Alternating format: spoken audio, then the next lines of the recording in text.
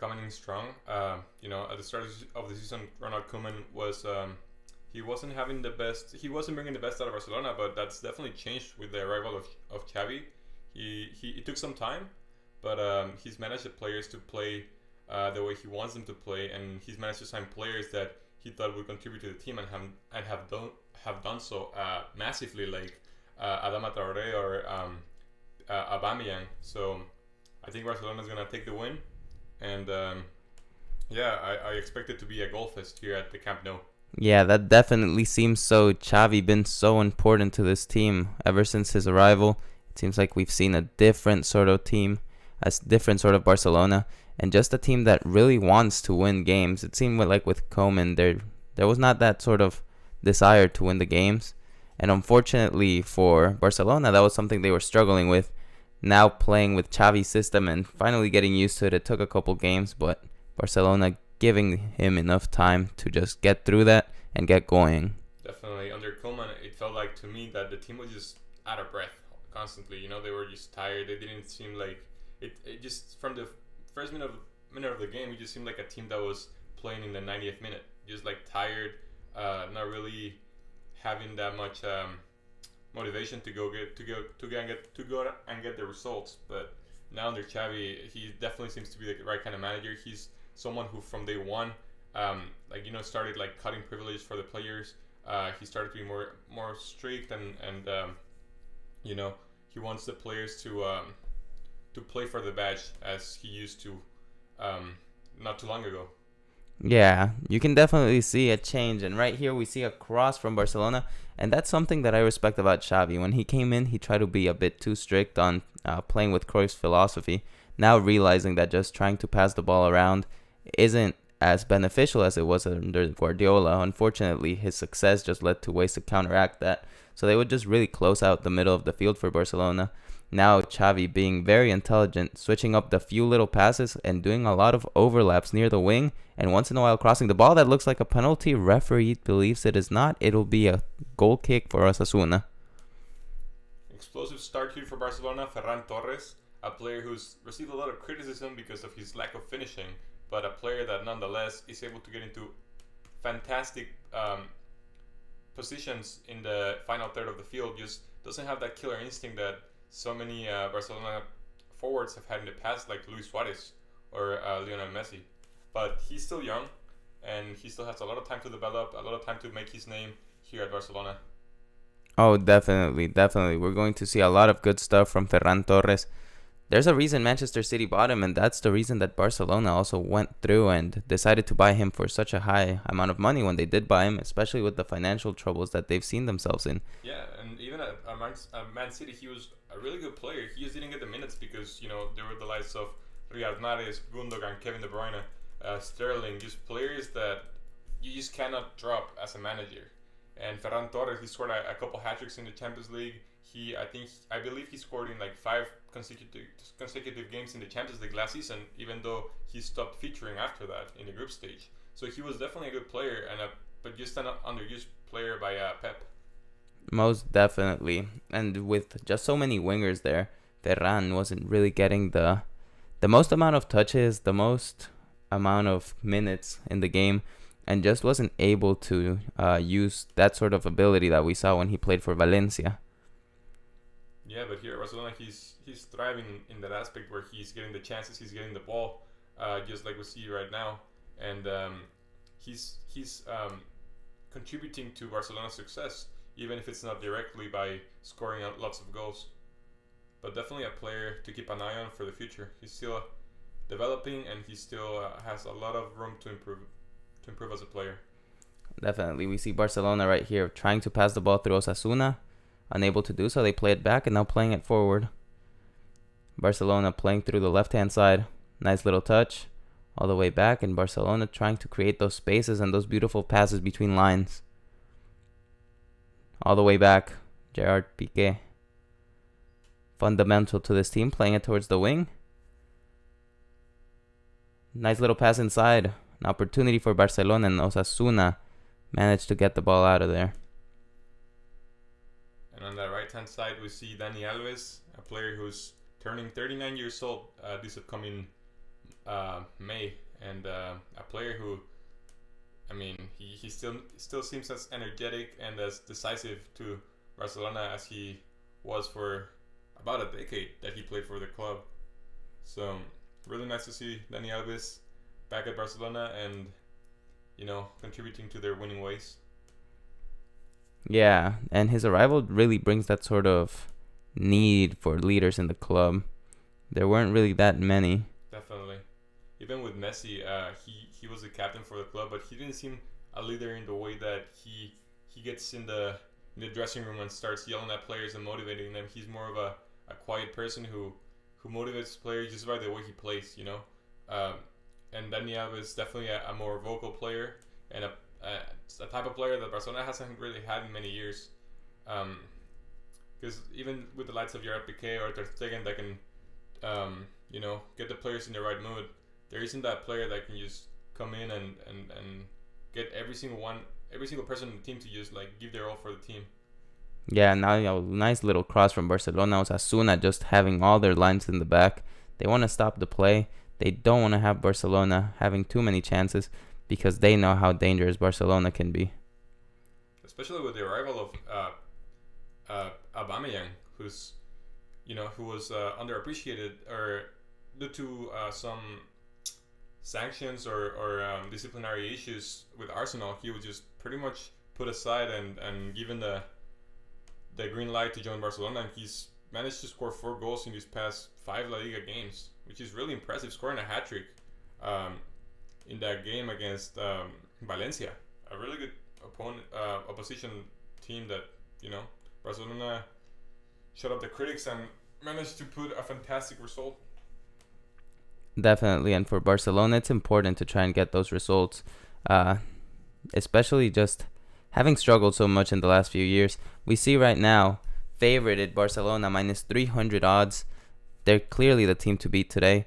Osasuna, a bit of a slower team, not so good. If we look at their position on the table, not doing quite as well as Barcelona are. And so far, it seems like Barcelona's dominating. You see that around 80% of people seem to think that Barcelona is going to win. And the odds for games like these are so stacked against the smaller teams. And when you go to a stadium such as Camp Nou, it becomes an even greater challenge. At home, it's a possibility to beat these teams, but away from home, it becomes way more difficult. Definitely, especially now that most fans are allowed in the stadium. Not like a couple years ago where you used to see the players say that playing away from home made no difference because it's just playing like a practice match.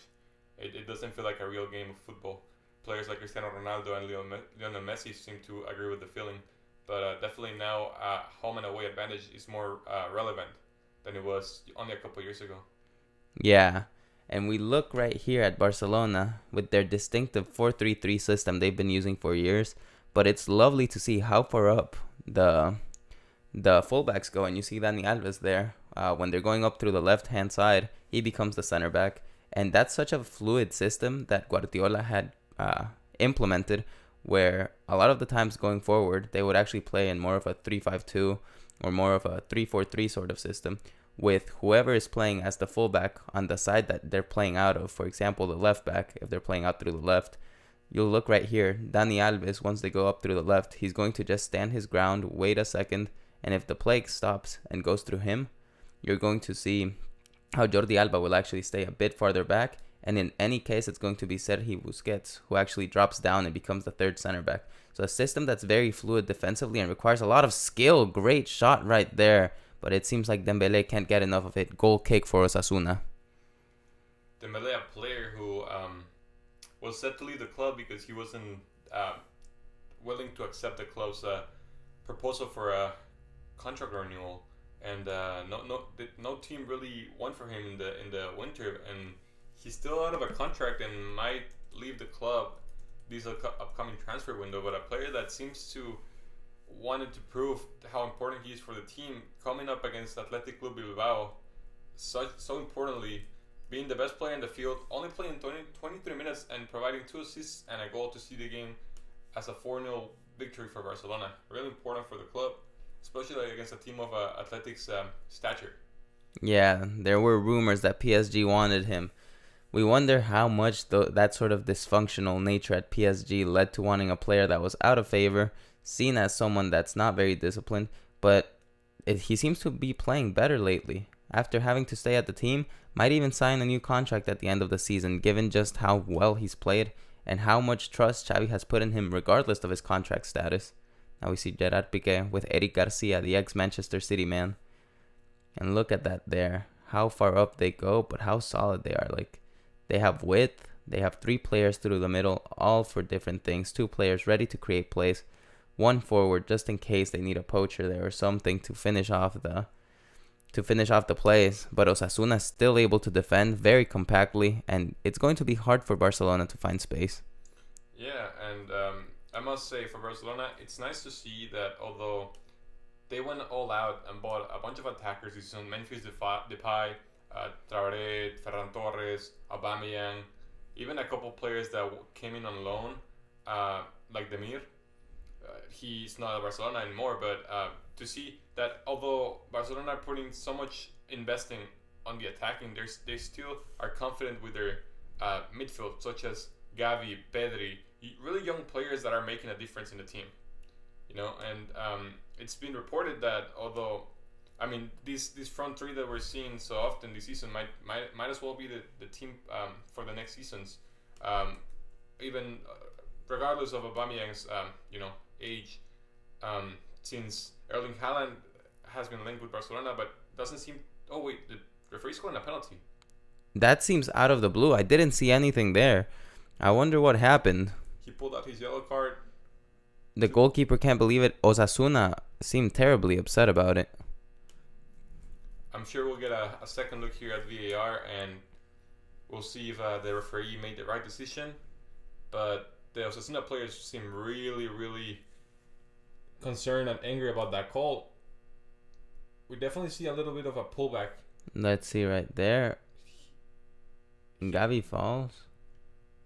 I think it's a penalty because he does interfere with Gavi's. He sticks his arm in the way, yeah. He interferes with Gavi's chance, and he's 1v1 against the keeper. I think that's the right call for the referee. He pulls out a yellow card too. And I think the penalty will stand. Most likely it will. And it seems like it will be Ferran's duty to take it. It looks like... How can I put it? It seems like a penalty that had it not been called, VAR would not have overturned. But having been called, VAR will also not overturn it. Yeah, it's a close call, but I think the referee gets it right. And Ferran Torres will stand against the keeper to try to bring up his goal tally this season. Yeah, we see Ferran Torres lining up for the penalty. And we'll see what happens. Goalkeeper gets ready. He sets himself. Ferran Torres with the shot. Bottom to the left of the goalkeeper. Goalie dives to his right. Completely confuses him. And Ferran Torres, only 13 minutes in, manages to score the first goal of the match. And one that will be very important for Barcelona, especially early on with a team that's defending as well prior to this, that was defending in such a solid manner. Yeah, I mean, what a perfect penalty, Just puts it right on the corner, hits the side net, no chance for the keeper. Even if he dove that way, it would have been really difficult for Sergio Herrera to stop. Yeah. Sergio Herrera is a top player, don't get me wrong. He's standing at 6'4", but even him, it would have been really, really challenging for him to stop that penalty. Perfect penalty from Ferran Torres. We've seen it a few times that he scored penalties for Barcelona, and he continues to do so, and raise up his confidence and the confidence in the team. Really nice result. Only 15 minutes into the game.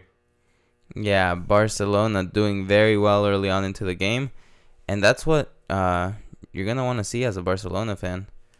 Very, very good stuff right there from Barcelona, and it will certainly raise their odds, make them even more favored, especially just given how strong they have been lately. Most definitely. Right here we see Ferran on the ground, and that's sort of what they will have to rely on in terms of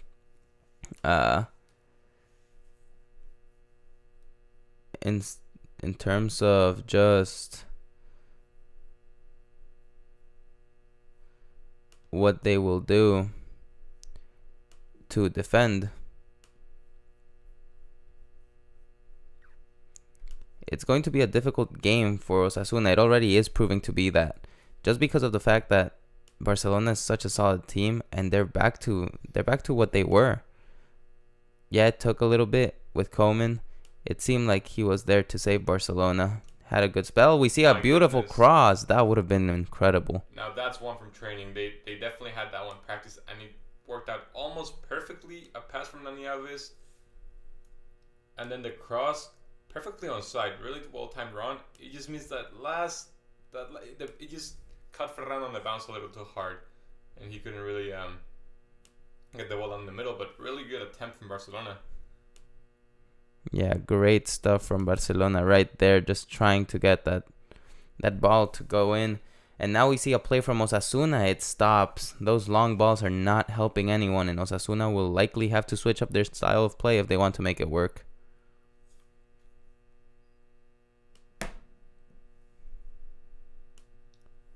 Now we see the ball. Barcelona playing through the middle, now off to the side.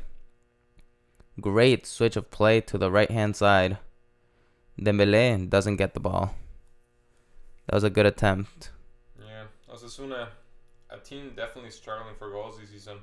They're only third. They're in the bottom three of goals scored so far this season for teams in La Liga, having only scored 26 goals so far, and five of them, their top scorer being Kike, the 32-year-old striker who hasn't really scored recently for the team, but will hope to manage to get a couple goals in this game against a team that has definitely been revitalized, and many people didn't even think they could reach the top four after such a atrocious start that they had at the beginning of the season under Ronald Koeman. But now they're definitely in form, and they're definitely one of the best teams in the league yet again. Definitely. Now we see a beautiful play from Barcelona. They send in the ball, and the shot from Aubameyang barely taps it, does not manage to get it in. What an amazing pass from Dani Alves on the vision. Perfectly weighted pass, just a little lack of technique from Aubameyang. It failed him a little bit, but we know he's a capable striker, and if he gets that again, he'll be able to catch it right. Yeah. Now the ball passed towards Sergio Busquets. Played towards the middle above everyone and a bit too far. Great vision there, but just not weighted well.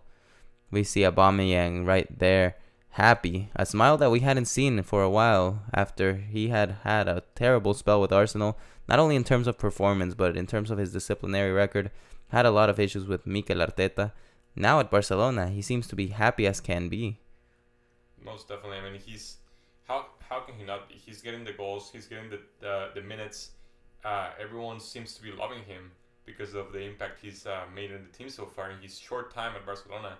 So he's definitely having it's definitely been a dream for him so far. I would say so. Yeah. So far, it seems like Aubameyang's Barcelona career is off to a great start. Very successful, and something that he'll be happy about. I mean, it's not easy joining a new team halfway through the season, especially one that was struggling, and having such an instant impact. Same with Adama Traore. He had been struggling for form for a while at Wolves. Joined Barcelona, had assists, has scored, and he's just on the bench today. But so far, he's been great, and there's nothing that you can reproach from him because everything that he's done so far this season for Barcelona has been great. Definitely, and it's really nice to see a player such as Traore, someone who comes from La Masia, right? Someone who, he was moved away from Barcelona. Barcelona didn't really believe in him. He went to Aston Villa, Middlesbrough, then Wolves, but he's back. He's only on loan here, although there is an option to buy in his contract. I believe it's for 50 million or 40 million or something around that range. But I would be I assume most Barcelona fans would be hoping that that the club triggers that clause and gets Adama Traore permanently because of the impact he's had, and it's really nice to see La Masia players making the first team, such as Gavi or players in the past. Some of the best players in history have come from La Masia: Xavi, Iniesta, Sergio Busquets, Lionel Messi. So it's really nice to see. And then for a while, Barcelona didn't really even have any La Masia players in their starting squad, or even some of the best players. For a while, it seemed to be like a dry spell for La Masia. The before players like Gavi, the most recent La Masia player who played for the team was Sergio Roberto, and that was in 2000 11 or 12. And what a beautiful pass. There's an opportunity for Barcelona. 2-0. And who's that? Ferran That's right, Torres Ferran once again. What a pass. Ferran Torres barely has to tap it in. There's no question about it. Barcelona is back, and Xavi has proved himself as an S-tier manager. Barcelona struggled. They tried different managers. They tried Valverde. It did not work. They tried Setien. It did not work. They tried Koeman. It did not work.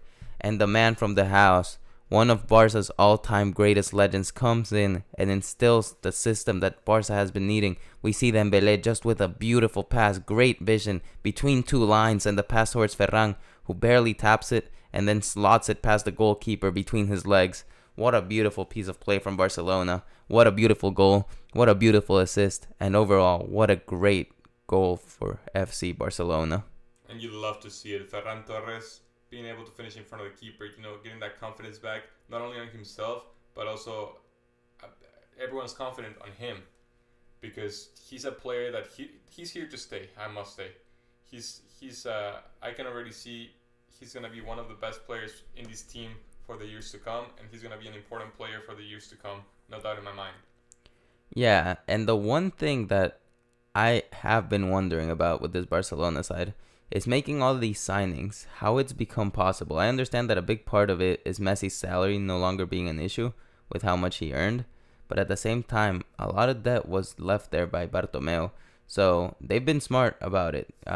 But those rumors about signings like Haaland and stuff like that, even the Traoré sign option, which is likely going to be triggered and was likely created. What a shot!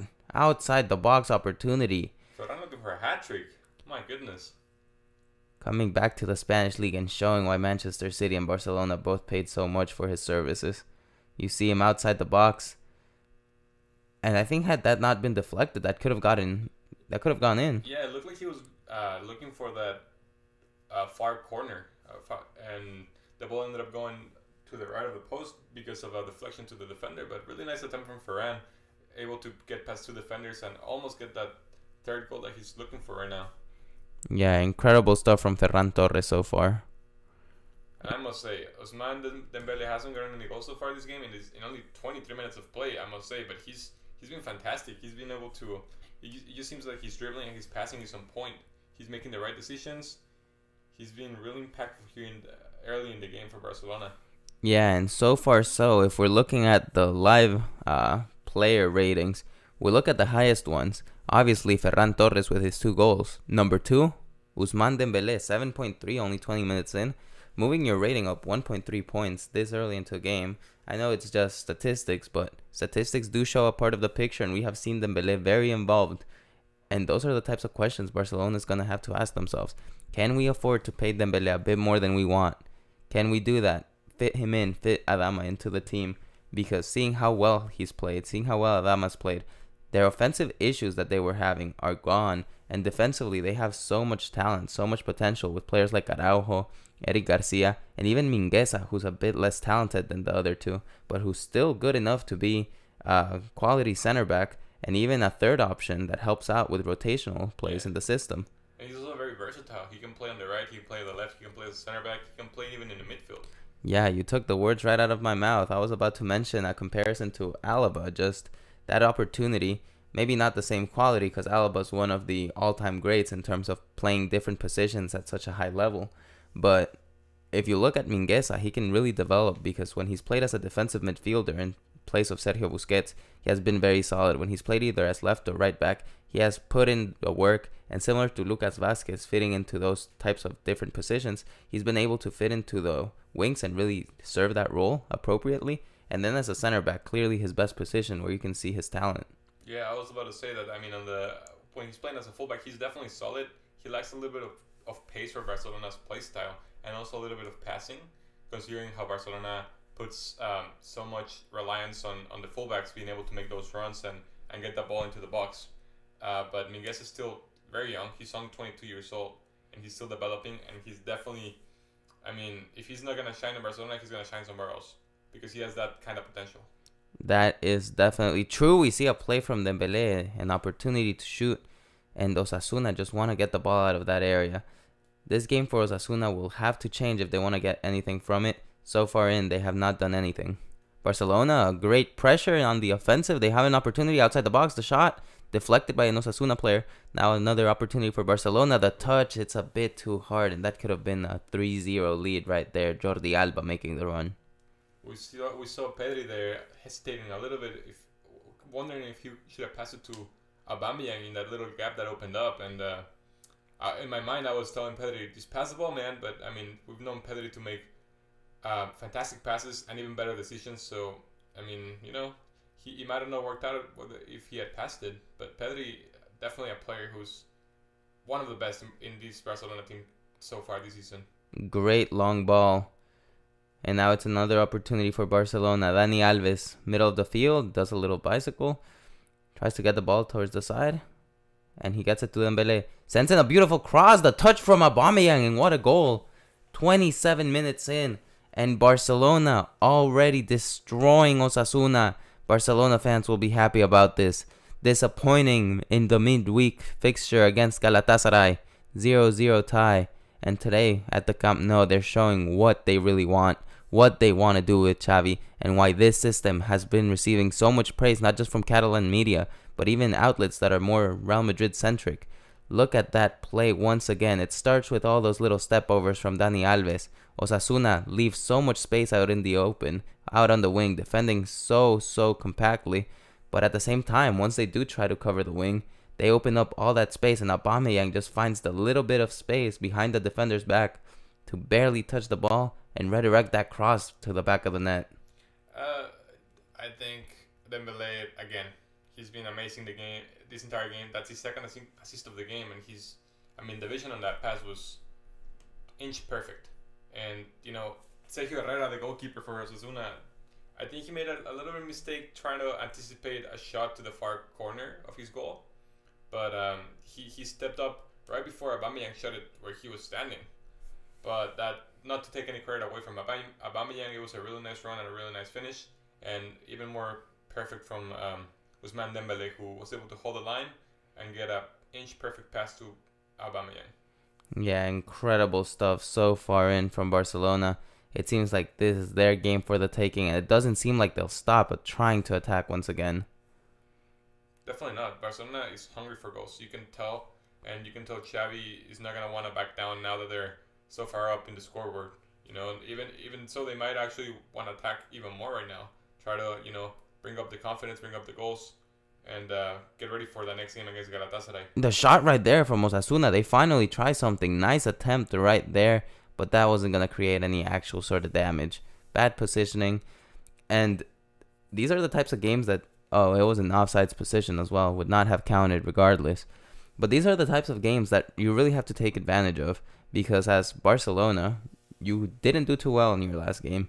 You're going into the second fixture having to win to go through. A tie will only take you into overtime. So, with that being said, their first game was at home. They didn't do too well. Now their second game is away. Osasuna aren't playing too well today, let's be honest. Barcelona's playing great. So the mixture of these two components together can make for a massacre. And if they do manage to get that massacre, they will go into the next fixture against Galatasaray with so much confidence that they can really just keep it going into the next game. And that sort of emotional factor really helps out in big games like that one. Most definitely. And Galatasaray, a team that hasn't done great so far this season. They're at 14th in the Turkish league so far, and having racked up 11 losses out of 28 games. A team that you would expect Barcelona to beat. They got a little unlucky in the first game, not really being able to. They were dominating Barcelona. And another play right there, bad shot. Offsides position, that's clear from any sort of angle, but still, the shooting from Aubameyang could have been better. Yeah, and coming back to Galatasaray, as we see Ferran's penalty yet again, perfect penalty. A team that you'd expect Barcelona to beat any day of the week, considering the form that Barcelona has been playing on recently. But they did get unlucky not really being able to finish because they were dominating the entire game. So I would expect Barcelona to be able to come out with a win, even if it's away from home, this upcoming Thursday. What do you expect out of that game?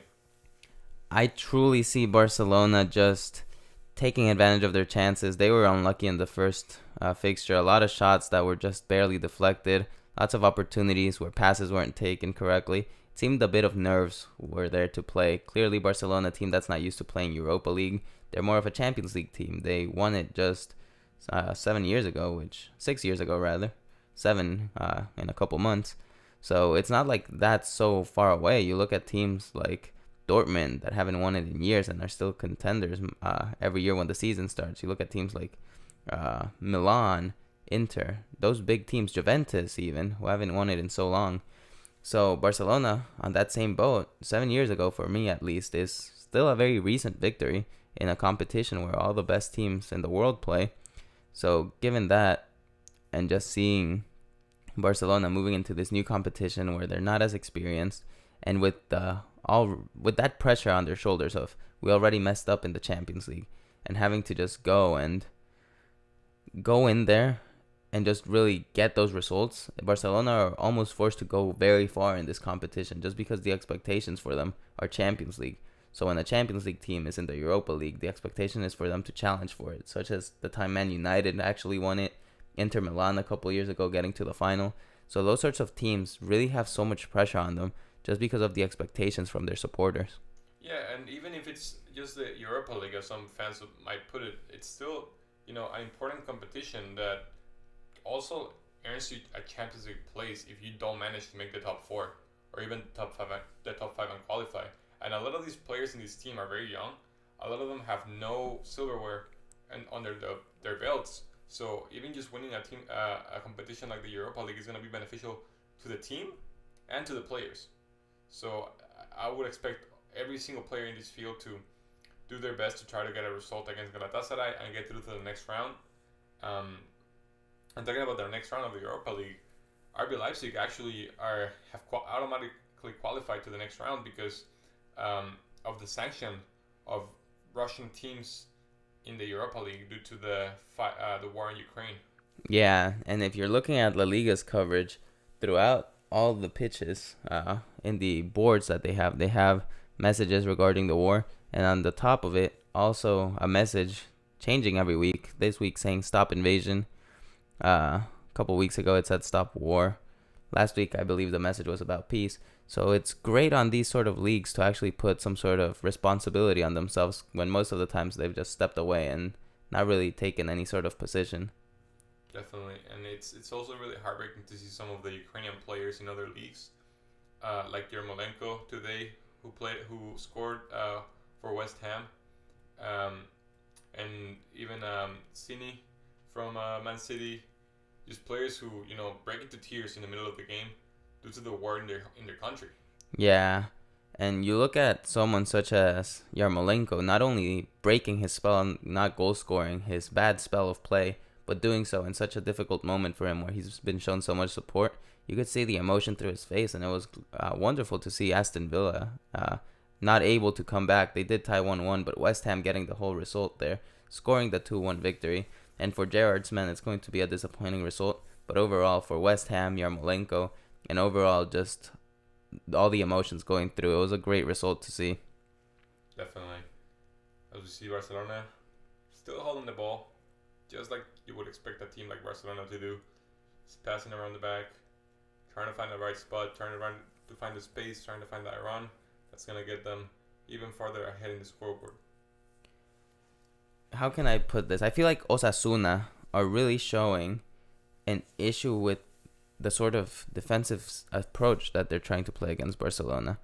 I feel like this is something where Galatasaray thrived as opposed to Barcelona, because overall they were just being more defensive minded, whereas when it was the game against Galatasaray, there was no sort of pressure. We see there another opportunity. Great save by Herrera. So, putting this into better words, what happened against Galatasaray, at least from what I saw, I didn't get to watch the whole game. It seemed like Galatasaray were very, very patient. You look at Osasuna right there. Their defensive line isn't compact. They get very desperate and just want to get the ball. And that lack of patience, that desire to win the ball back, and it might be because they got scored on so early. So when you are really going for a tie and just getting one or two breakaway opportunities to try to score, which is what most of teams like Osasuna try to do against bigger teams like Barcelona. When 13 minutes in, your plan goes out the window, it becomes way more difficult. But that's also a sort of error from the manager, because if you're playing against a team like this, you're likelier to get the result if you're down 1-0, just keeping that defensive awareness, maintaining your defensive and midfield line very low, and just trying to get that counterattack. It's very unlikely for you as the manager of Osasuna to start losing 1-0 13 minutes in and then enact a higher pressing system and think Barcelona is not going to exploit all that space. Yeah, I definitely agree with that. And Barcelona seem to have done so perfectly. I mean, Barcelona seem to have done so perfectly. They after scoring that first goal, they just have managed to go all out and just take advantage of Osasuna and every single aspect. Barcelona is just a better team right now. See, amazing through to Dembele, who just can't quite get the right touch on it. Perfect through. If he had lowered that ball, it would have been an insane sight just seeing Dembele lowering that ball. He's just as good with his left as he is with his right. So it would have been crazy to have seen him just control that ball as well and being able to put that into the back of the net. We see right there, Ferran's goal, only a 10% goal probability. Slots it right where the goalkeeper is unable to reach it because Herrera stretched very well. Ferran finding that space between his legs. Yeah, and then also an Osasuna defender standing next to the goalkeeper, blocking that far post. Ferran Torres made that, I think, probably the only right decision he could have made to score, to put that ball low underneath the keeper, ensuring a goal that's getting him a little bit closer to his hat-trick. Yeah, now Barcelona playing out through the back. Very common of their style. Now Eric Garcia moving the ball up. An opportunity. Sends it all the way forward. Osasuna actually able to stop it. We see Osasuna with a higher backline here reaching the second half. They seem to be wanting to press a little higher and try to get a quick counterattack to if Barcelona manage to lose the ball. Yeah. We'll see if they're able to do anything with those sorts of counter opportunities. Very difficult. I think this game is one that we can already call Barcelona's. It will be unlikely that in the 53 minutes left of this game, Osasuna will do anything offensively to warrant 4 goals. And Barcelona, with what they're doing offensively, is very likely for them to actually score a 4th or maybe even a 5th one, depending on how they play. Yeah, I don't think Osasuna have much of a chance. Maybe I feel like the best they could hope for is to score maybe 1 or 2 more goals. But I don't know if they think the win is a realistic outcome. Yeah. I wonder how the halftime talks will go for these teams. For Barcelona, definitely a lot of praise from Xavi. He's a manager that likes complimenting his players and really he's a great manager. I feel like that's one of the benefits of having a manager that has so much experience as a player, because he knows what it's like. He knows which kind of talks work, how to interact with the players, what worked with him when he had his managers, how they interacted with him, what they told him that helped him out. You could see it with Zidane as well, Guardiola, just these great managers. But when you add that tactical prowess, because Pirlo probably had it as well, but then you add the tactical prowess of Xavi, Guardiola, or even Zidane, who often gets criticized, it just becomes different when you have both the tactical knowledge and also the ability to lead your men. Definitely, and Xavi's just great at doing that. I must say, I had my concerns when he decided to join Barcelona and replace Ronald Koeman. But most people who have criticized Xavi, yeah, sure, he had a little bit of a rough start, but which manager doesn't, you know? Coming into a team that doesn't have the right players, the ideal players for your system, coming in mid-season when, morale is so low because of bad results now and, constant bad results, Xavi has managed to do the best he can with the tools he has been given, And I must say, if this is how Barcelona is looking this shortly into his career as a manager for Barcelona, I bet most Barcelona fans are going to be excited for what's to come next season. Definitely. And it's incredible to see Xavi's turnaround. A lot of people would criticize his experience in the Qatari League, and part of that is a correct criticism. He had such a great team that should have really competed for the local Champions League tournament. However, he always flunked out of it, failing a little bit. However, looking at it now that he's at Barcelona, do you think it had to do with the sort of Qatari system we also see at PSG? Because they had all the stars in the area. They had a great team, but was that team maybe just filled with stars and not an actual team? Because PSG, we see them having all these great players, but as a team, they really lack so much. I mean, not to say that I know for sure because I didn't watch the games from the Qatar League. I know they had players like Santi Cazorla, just players that are just technically gifted and they had all the money in the world to go out and get those players. So it could be a case, like you say, that the team wasn't really acting like a team. Like PSG, we see that very often. We see also Pochettino having to make a difficult choice of playing Messi or not, because if you play Messi, you lose the ability that Di Maria provides to press the ball, because Di Maria's pressing numbers are really high and Messi's aren't. And Messi, Mbappe, and Neymar don't really press that much at all. So you lose a lot of defensive power, and when you lose that defending in the front three, you have to play more defensive midfielders. Like Danilo Pereira, Sandro Paredes, who don't provide that much creativity. Like Verratti is the only exception because he's good defensively and he's really, really creative. Yeah. So that's a problem with PSG mainly because of playing such an attacking front three. They can't play people like Wijnaldum, who's a more box to box and an attacking midfielder. They miss out. So yeah, it could be at the case where the team is not moving like a unit. So it's they lose chances in the attack and they concede a lot of goals because they don't act like a team. They play how they want to play individually. Going along with that, it's very interesting to see the progression of these Barcelona players. And I really look at it in someone like Gavi, who just seemed to be very good offensively. But on defense, he seemed to be very slow at the start of the season with Coman. We see a play for Barcelona, great tackle from the Osasuna defender, and they take it out of there. Great stuff. What a pass by Pedri, my God. Definitely. And just going along with that, like, just being honest, Gavi had all that technical skill. But when it came to defending, you could see he had that Messi-esque tendency of just slowing down a little bit, walking a bit more on defense. With Xavi, I've seen him become more active in that role. Like, he really wants to, like, get into space and even helps bring the ball back into offense. I 100% agree. He also seems more aggressive, too. He's been racking up a few yellow cards, but he's provided so much more on defense recently due to Xavi's arrival. So it's really nice to see a player of, it's really nice to see a lot of development in such a short time for a player of his age.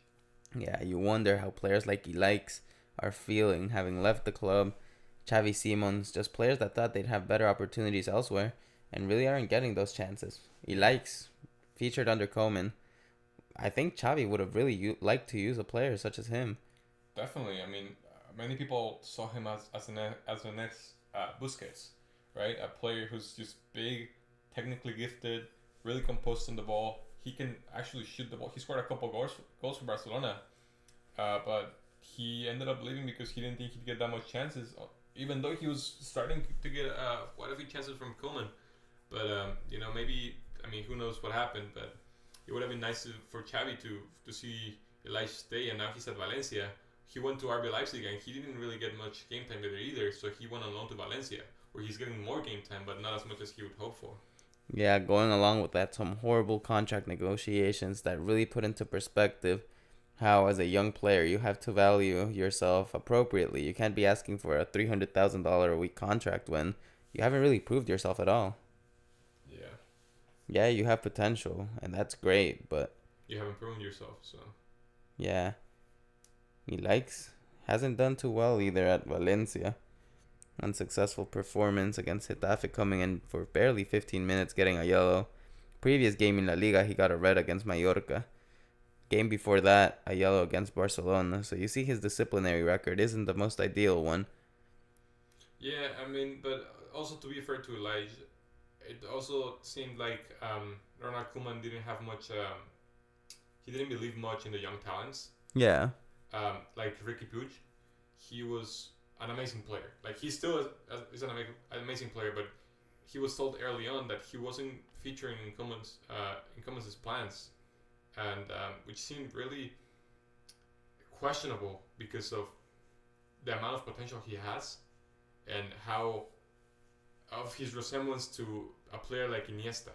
Yeah. You know, so when I saw Ricky's debut here in Los Angeles when he played a friendly as Barcelona does every year in the United States, and he really did seem like the reincarnation of Iniesta. I mean, I know players when they're told, oh, he's the next Messi, he's the next Cristiano, he's the next Pele. Most of those players don't amount to much because of the pressure, but Ricky, he really seemed to have that potential and that ability early on in his career.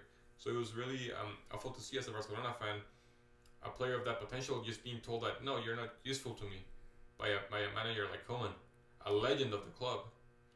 Yeah. And going into halftime, I think there's something worth noting about managers going back to their old club. I think Pirlo got away with it a little bit just because Juventus was already in trouble.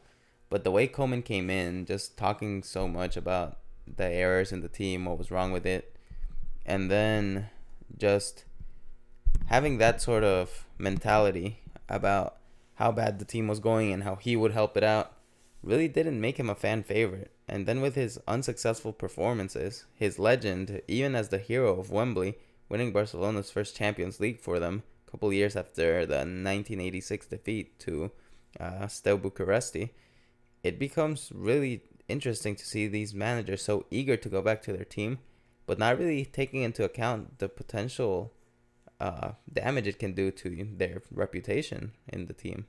Definitely. I mean, Koeman for the years to come will be remembered as someone who failed Barcelona and not someone who, managed to bring the club to, or managed to help the club maintain its status as one of the world's best.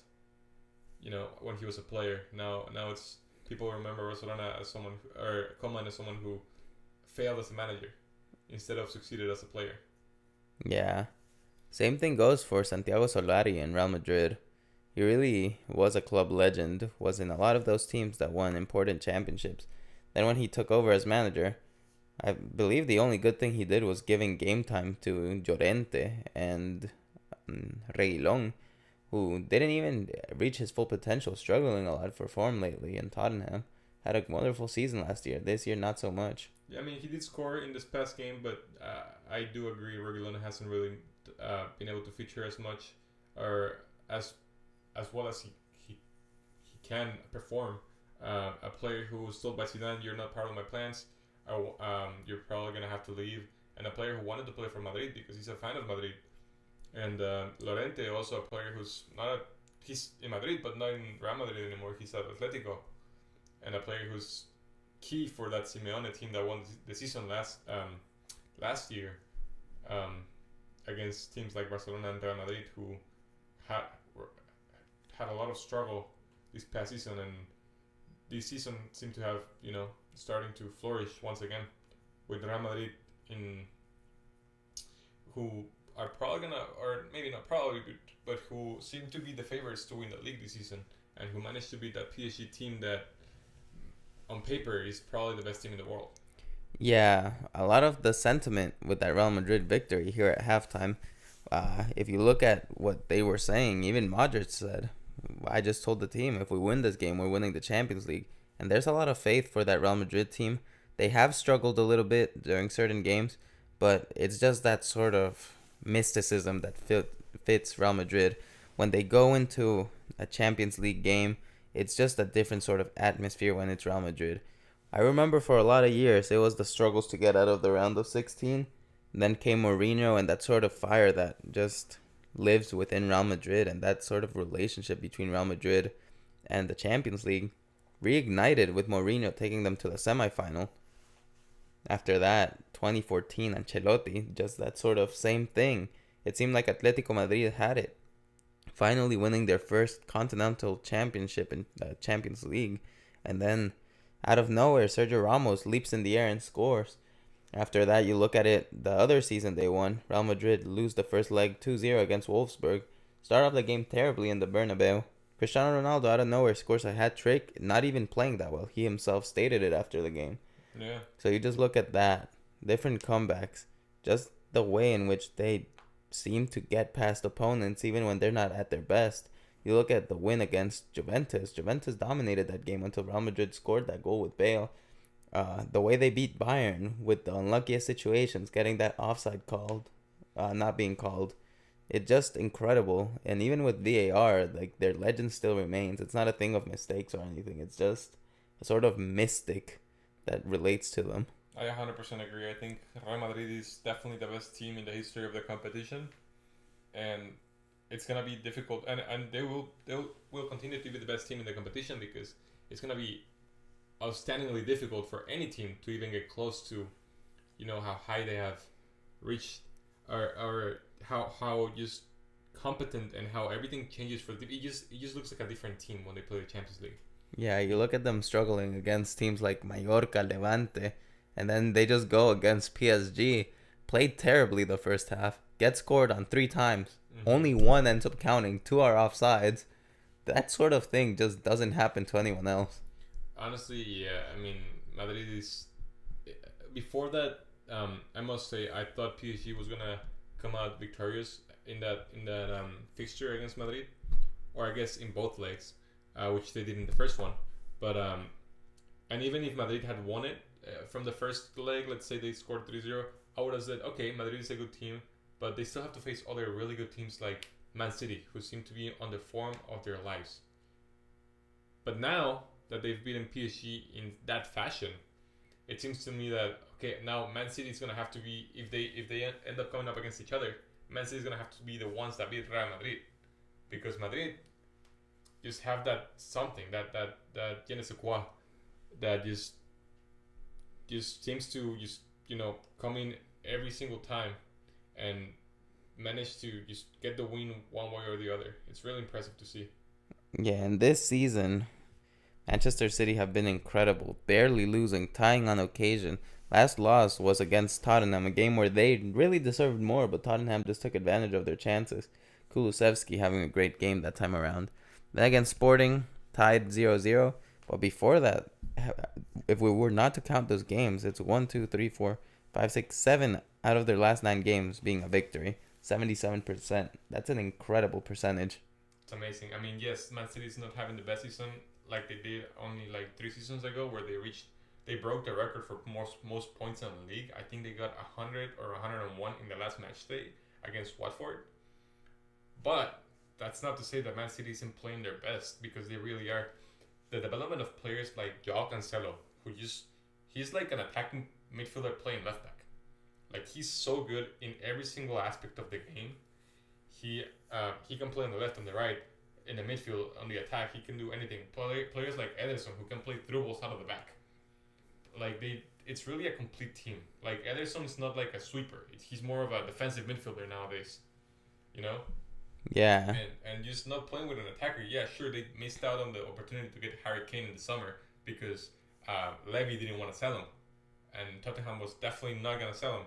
And Harry Kane wanted to leave, but now he's content at Spurs. But that's not to say that Man City have suffered because of a lack of a striker, because they haven't. I mean, even players like Gabriel Jesus, who used to be a striker, now is more of a winger, he's playing on the wings and he's getting goals because that's what Man City does. They just move around. They run around the field with 6 midfielders. They find spaces. They find the goals. They're unstoppable because they just confuse the defenders. There's no way for a mid-team table to understand how Man City moves, because it's not like it's set in stone the way they play the game. They're really fluid. They can do anything, and they adapt to the game really well against their oppositions. That's why they're so good, because they're unpredictable and they can play in a lot of different ways. Yeah, and it's worth wondering. I believe the 4 favorite teams in the Champions League actually made it through already. I think these next few games are mostly teams that want to be drawed. Chelsea not doing as well lately as their start of the season, where they just wouldn't lose. I don't think they're favored as much as they're the current champions, and all that instability regarding their team, whether it's off the pitch or not, it will affect the players, it will affect the manager, and it just affects their performance. Then we got Villarreal, Juventus. Neither of those teams doing that well. Juventus eking out wins here and there, but not regaining that sort of impressive form in Italy. They're close to the title race, but they're still kind of outsiders to that. So a team like that, unlikely to really challenge for the title. Same with Villarreal. Benfica and Ajax, both smaller teams in the grand scheme of things, and as much as Ajax had that run a couple of years ago, Benfica, those Champions League titles back in the Eusebio days, they're not really teams that can truly compete against the likes of Man City, Real Madrid, Bayern, or Liverpool when we look at just how they look on paper. Yes, it can always happen. That's the beauty of these competitions. But in reality, it would be very, very difficult for something like that to occur. And finally, just looking at Atletico Madrid and Man United, both teams that have a bigger name, a bigger reputation than how they're playing currently, I think it has to be between Manchester City, Madrid, Bayern, and Liverpool this season. I definitely agree. I mean, those four teams that have already qualified for the next round, I think those are the four teams that are going to be most dangerous. And you're probably could. I would probably put a lot of my money to say that one of them was going to win it, because Man City and Liverpool, they both have proven to be the best teams in Europe. With Liverpool winning the Champions League not too long ago and making the finals against Real Madrid, which they lost, and Bayern just constant dominance. I mean, yeah, sure, they've tied a couple games here in the past couple weeks in the Bundesliga, not really proven to be as dominant as they were in that season where they won everything there was to win, but still a strong team, still a team with Robert Lewandowski, who we know if he can do something, it score goals. I mean, that man is a goal machine. Yeah. So it's still a strong team nevertheless. But if I had to put my money on someone, I'd say either Man City or Real Madrid. One of those two teams, in my eyes, is probably gonna win the Champions League. It just depends on which opponents they get. I totally agree with you. And I think going along with that, going back to that game between Real Madrid and Manchester City during the pandemic, that game where Real Madrid was knocked out by Manchester City, that game was great to see because it was just Guardiola's tactics winning. It didn't have to do with individual plays. It wasn't one of those games like Argentina against Mexico in 2006 where that Maxi Rodriguez strike comes out of the blue. It's not one of those games where just the 1-0 PSG had against Real Madrid, where it was just an act of beauty from Mbappe winning the game. That game was just Guardiola beating Zidane. And you look at them talking after the game, and you can tell Zidane just wants to get in all that information from Guardiola. Just impressed by the way that Guardiola just, for once, because I have never seen it before, and I'm someone that watches almost all of Real Madrid's games, neutralized Casemiro, made his presence useless. Yeah, Casemiro was stopping De Bruyne, but the rest of the team wasn't being stopped. And the way Zidane lined up the team that day was just exactly what Guardiola wanted, and he took advantage of it. And that's just how City won. So I think a game like that, but with Ancelotti, who was more tactically aware than Zidane is, would be a wonderful final this year, unlike some of the finals we've had lately. Last year was alright, the Chelsea game against City, albeit a little bit boring just with Chelsea's antics. And the year, 2 years prior to that, when we saw Liverpool against Tottenham, probably the worst Champions League final in a while. We had seen all those Real Madrid ones that were so exciting, the Barcelona Juventus one that was incredible, and even the one we saw where Bayern totally dismantled the PSG side that seemed like they were star-filled then. Imagine now. Those were all very entertaining. It seems like those British finals are really the ones that we don't want to see. Yeah, I mean, to be honest, that Liverpool final against Tottenham, it just felt like any other Sunday in the Premier League. It didn't feel like an important game. In my eyes, Tottenham didn't. I mean, in those kind of games, in those kind of finals, I'd say you can't really say that one team doesn't have much of a chance because it's a final. You never know what can happen. Like that final from Real Madrid against Atletico, where Ramos scored a leaping header in the last minutes of the game to take it to extra time. But that final of Liverpool Tottenham, it didn't really feel like a final to me. It was a little boring. Really important for a team like Liverpool because it really solidified their status as one of Europe's best. And but regardless, I think this season, whoever makes it to the final, it is gonna be different because there's that sense. It seems like on a lot of these teams that the Champions League is just like the thing to win. It's always been the thing to win, but right now, like you can see in teams like Barcelona, or I'm sorry, no Barcelona, Real Madrid, just that hunger for the Champions League. Bayern, that hunger. Liverpool, like everyone seems to be like giving their own in the Champions League, and it's really nice to see. Even teams like Ajax, who's a massive underdog, managing to do so well. A player like Sebastian Haller scoring like 11 goals in 7 games so far in the Champions League, which is crazy. It's simply crazy. So this Champions League seems to be really promising so far, and I'm sure it will continue to be as we as this week the next round of semifinalists or quarterfinalists are going to be decided. So in the Champions League, as we are ready to start the next game, who do you think is going to make it through between Juventus and Villarreal? Juventus is a team who hasn't really gained their form, but with the signings like Blahovic and Zakaria have managed to perform better recently. And Morata scoring 2 goals this past game, showing a little bit more confidence from a player who's really unlucky and really inconsistent in front of goal. Yeah, and we see the second half about to begin. I'm wondering what will change in this Osasuna side. They seem to be lining up with only 3 defenders, playing all the way back from the start. The PSG special from this Wednesday didn't treat them as badly as it did PSG, trying to play all the way back. Caused that 3rd goal for Benzema. Now we see Osasuna on the right-hand side, clearance, and they're not going to reach anything with that. Eric Garcia quickly getting to the ball and playing it back to Ter Stegen. No mistakes being made. The clearance from Ter Stegen, not a good one. Aridane having to defend there. All the way to the goalkeeper. Now will it be a clearance? Yes, it will. It seems like it's a little clearance all the way down. And stopped right there. Great stuff from Barcelona defensively. Moving the ball forward. Little pass. And Barcelona just calming down the game. You see them waiting for the spaces, allowing all of these passes and sort of rushes forward from Osasuna to occur. And you look at them now, even more free playing. You see only 2 center backs. That sort of system where one of the fullbacks or even Busquets would drop down is no longer at play.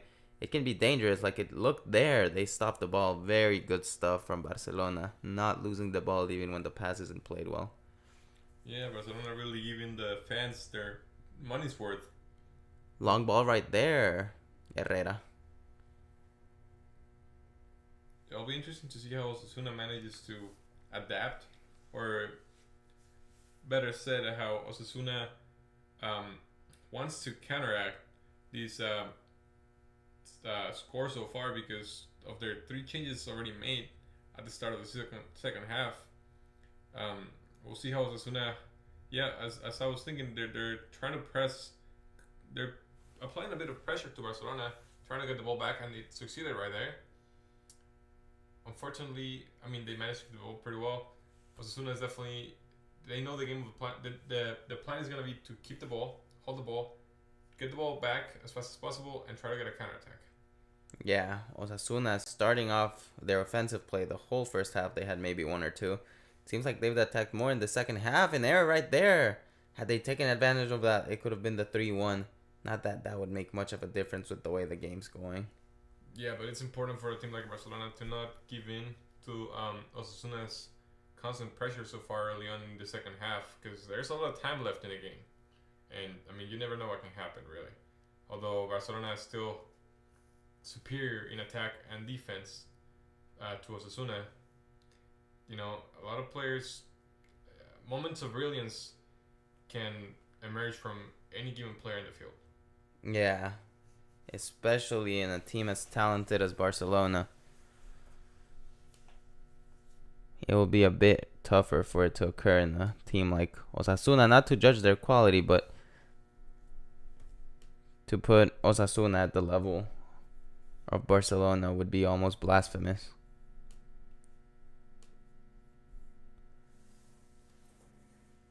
Right here, the ball for Barcelona. An easy game this second half will be. Barcelona fans ecstatic with the result. A 3-0 win is always nice. We'll wonder if they'll be able to extend it this second half. Yeah, and Barcelona now in 3rd place as things stand, with a game in hand against Sevilla, who's only 5 points ahead. So 1 more win could see them only 2 points away from the top 2. which would Yeah. be really important for a Barcelona team that had such a rough start, and many didn't even think that they could make it to the Champions League, to the like top four to make the Champions League next season. Great stuff from Dembele. The shot. Aridane gets in the way right there to stop it. On the right hand side, Dani Alves smart, letting the ball go out of play so that they can regroup. Throw in taken quickly. Opportunity right here. Gavi passes the ball towards Dembele. The shot. Tried to chip it over the keeper a bit too cheeky. It's going to be a goal kick for Osasuna. Barcelona not willing to stay quiet the second half of the game. Yeah, they started off a bit slow, but I feel like they're picking up a little bit more. Look right there, Dembele turning around, and how cheeky is that attempt right there, cutting with the other foot.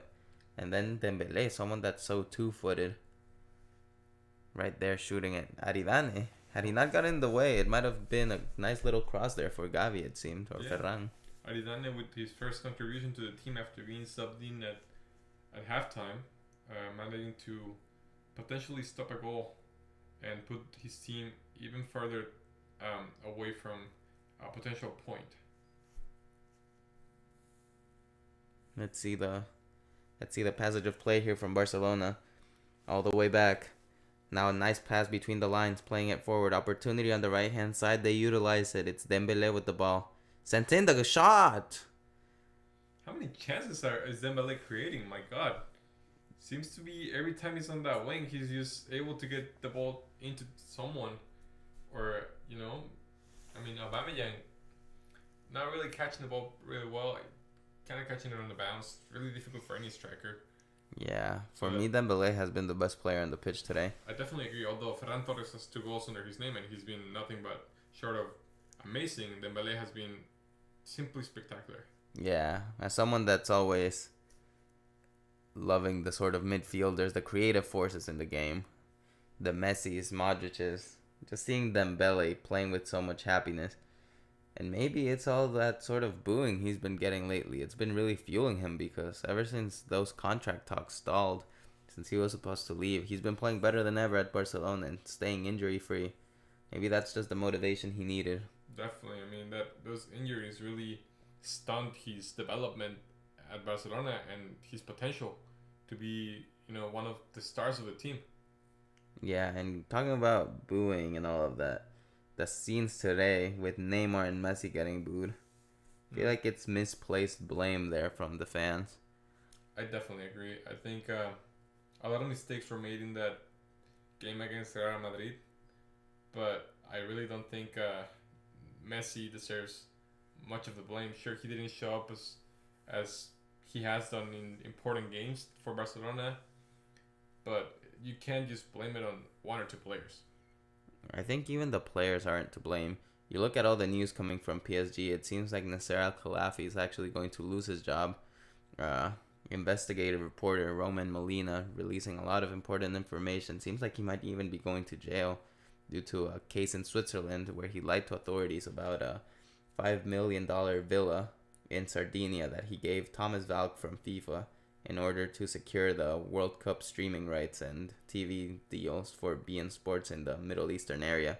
Apart from that, the worldwide news and just sort of humiliation felt by PSG. We see a shot from Barcelona. The humiliation seen by PSG on a worldwide scale actually got to the Emir of Qatar, the actual team's owner. It seems like he called up Nasser Al-Khelaifi to Qatar. Seems like he'll get fired. Leonardo, their failing sporting director, another piece of the puzzle that's going to get fired. So blaming players who just get signed, even not going with Pochettino, because at the end of the day, he's almost like a prisoner in a golden jail.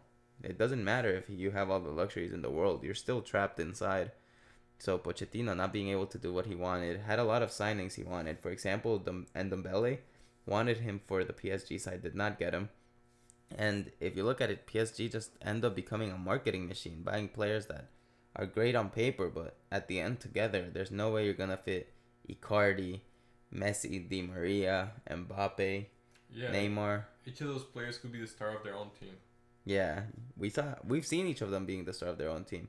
Neymar played his best at PSG when it was just him in the games where Mbappe didn't show up. Di Maria was the star of that Real Madrid team that won the Champions League. As much as Ronaldo was the star player of the team, the best player during that Champions League campaign was definitely Angel Di Maria. Even Icardi was the starter at Inter before Inter became a juggernaut in Serie A, or they regained their status as a juggernaut. Yeah, and looking at his goal scoring, teams like Juventus wanted to make him the central piece of their puzzle. Di Maria, being so great, was the star at Manchester United for a couple of weeks before Louis van Gaal started to use him as a fullback for some odd reason.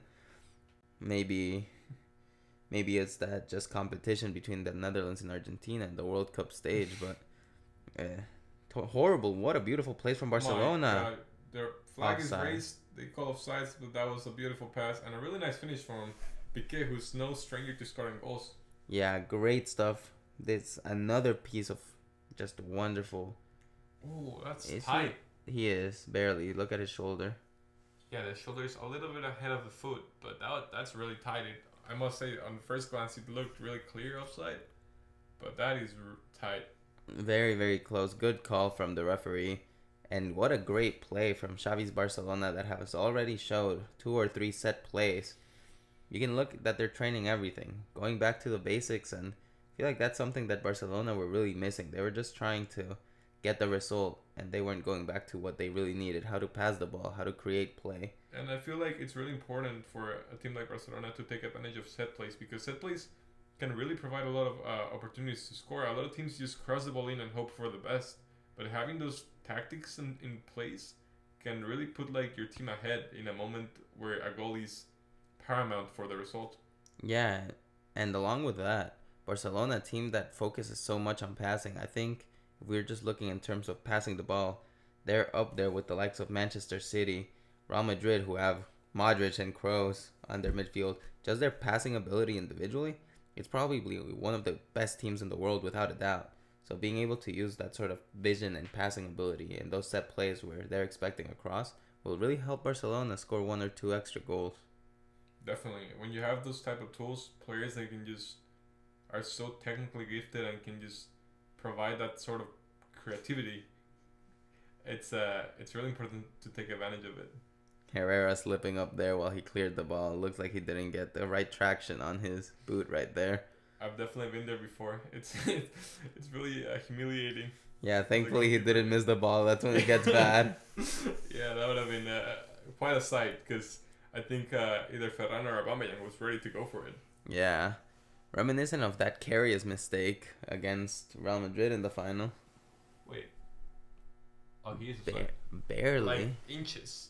Yeah, looking at that angle, like the perfect one where he does take the ball off. Barely offsides. That's incredible to see. That's super unlucky for Piqué. Passing the ball around Barcelona, creating plays once again. Another opportunity for them, crossing the midfield line, passing the ball very well. Osasuna finally winning the ball. Will they try potentially their, what would this be, 4th or 5th offensive play of the game? Barcelona have totally neutralized Osasuna. And I'll be interested in seeing next season. This year, it's almost public knowledge that unless Real Madrid really mess up a la Boca Juniors with Ricardo Lavolpe about 10-15 years ago now, if they don't just ruin themselves, they are going to be champions of Spain. However, next season, there's going to be a lot of competition because the second half of the season, Real Madrid and Barcelona have both battled for form in certain games, but overall have both been very dominant of the league. This rivalry is definitely coming back, and it's great for both teams. I mean, oftentimes Real Madrid fans are glad that Barcelona's losing. Barcelona fans glad that Real Madrid are losing. And to an extent, it's nice seeing your rival lose, but look at Manchester City. That rivalry with Manchester United is almost dead because at this point, there's just no sort of competition. And it kind of gets in the way of those teams. And thankfully for Manchester City, they found that rivalry with Liverpool, because for your team to be great, your rival also has to be great. You can't just be a great team without any sort of rivals. What a great play from Osasuna. Trips up. Referee says it's nothing, and the game keeps on going. Beautiful attempt right there from Osasuna, finally trying something creative. And I definitely agree with you in the sense of competition is important, because it can be so helpful for individual players and teams. Right? We saw the same thing with Ronaldo and Messi. Who is the best player in the world? Well, how can you tell that both the best players in the world are in the same league? But now that they're not, and they haven't been for a while since Ronaldo left for Juventus, it just seems like it's difficult to even compare them anymore. Yeah. Because although I don't believe in that comparison, because they both are just completely different players, you could still sort of like tell when they were both in the field who provided more for the team, who was more important in the game, who was better. But now it's like different leagues mean different things for each team, for each player. Like in Man United, Ronaldo is just not getting as many chances as he used to. Does that mean he's a worse player? It's difficult to tell, but it just means that he's not getting many goals because he's not getting many chances. Same thing with Messi. He's not getting as much chances in a team that has where he's not the only dominant player in the attack and in the midfield. So it's hard to tell, but I do think that competition can help players flourish and bring the best in them. Yeah, there were a lot of rumors that the two up-and-coming stars of the next generation, Haaland and Mbappe, at times it was said they would play in the same team. At times it was said that it was going to reignite that sort of Barcelona-Real Madrid rivalry. It looks, at least from what the best sources are saying, a play for Osasuna right here. We'll get right back to it. Yeah, very quickly as Jordi Alba rather, closes that off very easily. No sort of struggle for the quick player who hasn't lost his pace even at his age. Very nice to see him still playing just as well as he did 5-10 years ago. So talking about that, it looked like at some moments with a lot of the comments from Xavi, the Barcelona board, that it was going to be Haaland in Barca, Mbappe at Real Madrid. Then it looked at times that it was going to be both at Real Madrid. Now, very verifiable and trusted sources in England saying that Haaland is going to go to Manchester City, making them an even more impressive team. That, and unfortunately for Julian Alvarez, it's going to mean that his position as the main striker of the team that he was sort of getting after getting signed for just 20 million from River Plate, it's going to be stifled. However, for Manchester City, getting a player as great as Haaland is always going to be helpful. Similar characteristics to Cristiano Ronaldo, who they tried to sign this season. Yeah, I mean they only didn't sign him because Juventus wanted 30 million euros, and Man City was not really willing to give any money. I mean, the last couple hours of the transfer window before the deal went through, Mino Raiola spoke to Man United and asked them, "Hey, we have Cristiano, 30 million. What do you think?" And they went through with the deal. And Haaland, I mean, his own father played at Man City. You can see pictures online of only a few years ago, Haaland wearing a Man City jersey, going to Man City games, watching them play. Yeah, even comments on social media supporting Man City throughout. So, clearly a fan, and honestly, that might be a factor, but I think a bigger factor is just how successful they've been. What a pass! Cuts between the two lines, unfortunately not very well positioned. Aubameyang right there. That could have been a wonderful strike, and it would have culminated a wonderful pass. Yeah, and going back to Haaland though, I think one reason is the success of the team, but another very big reason probably is the manager. Yeah. Pep Guardiola. I mean, which player is going to say no to a manager like Pep Guardiola? Yeah, you need to receive a call from someone at that level, and there's very few people. There's Ferguson, maybe Zidane back when he was managing, Ancelotti, but it's a select few managers that really have that sort of name to them, and a lot of them aren't even coaching right now. You look at Wenger, you look at Zidane, so really getting that call from Guardiola. And apart from that, I think another big reason is the contract they're offering. You saw what a play from Barcelona. They've created so much, and this was the issue against Galatasaray. This second half, they can afford that because they're already up 3-0. Against Galatasaray, they have to guard against this complacency that we see right now. And going back to that, his dad had a career-ending injury. So you wonder how much that financial security really affects Haaland, because just seeing his dad, they were probably very well off regardless, but just his dad probably can advise him and telling him like, hey, like as much as you'll be well off with this, you'd be even better off with this. And if he wants to play somewhere else in a couple of years, he can do that. He's a genetic freak, and apart from that, he's just incredibly hardworking. So it's not like he'll have a 2, 3, 4 year career. And with the advances in sports medicine, it's unlikely to end. But in the off chance that it unfortunately happens, he will have more stable like income source that he had already procured. Yeah, I mean, he's still very young. Yeah. So regardless, it doesn't matter where he goes. Chances are he won't stay there for his entire career. So even if we don't see him at Madrid or at City right now, that doesn't mean it's never gonna happen. So it's really exciting because I feel like we haven't seen many players of that stature, of the stature of or potential of the potential of Messi and Cristiano. To like we haven't seen those type of players in a long time. A player that like Mbappe, who you know he's gonna be the best player in the world. His name is gonna be in that top 3 Ballon d'Or list for the years to come, and still a player whose career is uncertain because he doesn't know, or no one really knows where he's gonna go. We know he wants to go to Madrid, but we don't know if it's really gonna happen. Anything can happen, so it's really exciting. As a fan of the sport, not even as a fan of any team. Yeah. You've seen players potentially come into your league. Yeah, and along with that, I think that was the biggest sort of game that was being played in that Real Madrid PSG game.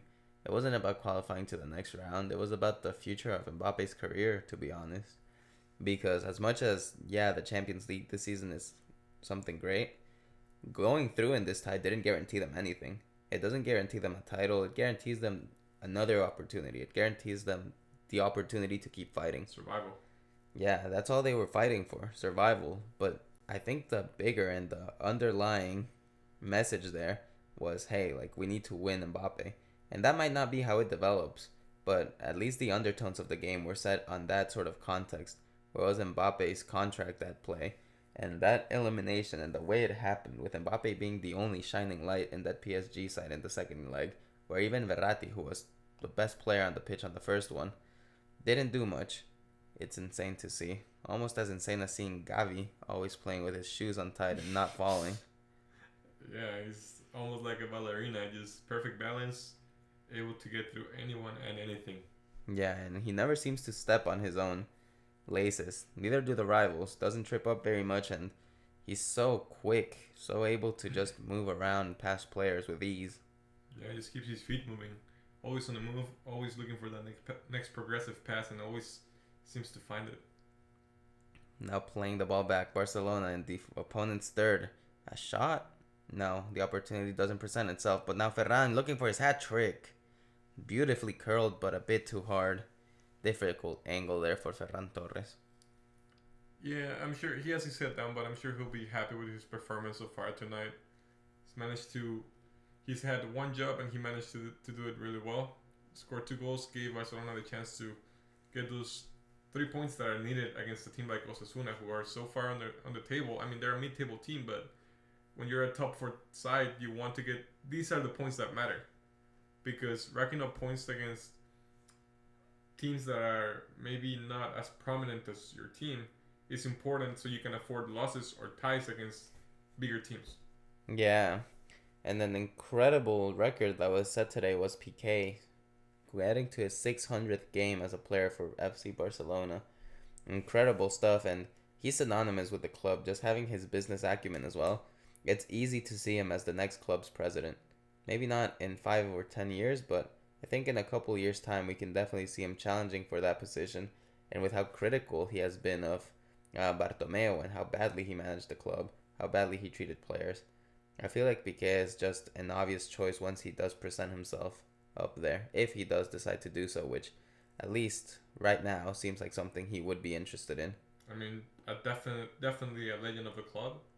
One of the best players to ever wear the Barcelona badge. And, it'll be a sad sight for Barcelona fans when he retires. Which, we don't know how long he has, but he's not as young as he used to be. Although he plays like, he's always maintained that level of play that he's had for over a decade. He's always been solid for Barcelona, and he's never really disappointed. So, yeah. Scoring over 50 goals in his 600 games for the team. Really impressive for a defender. Not as the likes of Sergio Ramos or Fernando Hierro for Real Madrid, but still really impressive for a defender. we've talked a lot about their struggles, at least for their men's team, but their women's team able to secure the title today after a 5-0 victory in El Clásico. Incredible stuff. I mean, they have the best female player in the world right now, the current Ballon d'Or winner, so it just shows the quality that Barcelona are breeding, and that's something that really sets these teams aside. Real Madrid getting into it a bit later, but whether it's their basketball team, their soccer team, in terms of males team, or also their female team, just competing in whatever they can compete. It's incredible to see just how much these teams invest for their greatness, and not only their greatness uh, in terms of their soccer teams, or their male soccer team rather, but their greatness in terms of them as a sporting institution. See, that's what I'm excited about, because I don't know if there's a favorite. Because Atletico won the league last season, and they've been really underwhelming this season. But that doesn't mean they're not gonna be able to shine next season. I think all those teams in the top four or even top five have the potential to go out and win the league. But with the I don't want to say rise to power, but like the return of Barcelona, as it seems, I would say that it's gonna be a situation where it's gonna be a competition between Real Madrid and Barcelona. Like, really, realistically, I feel like those are the two teams that are gonna challenge for the title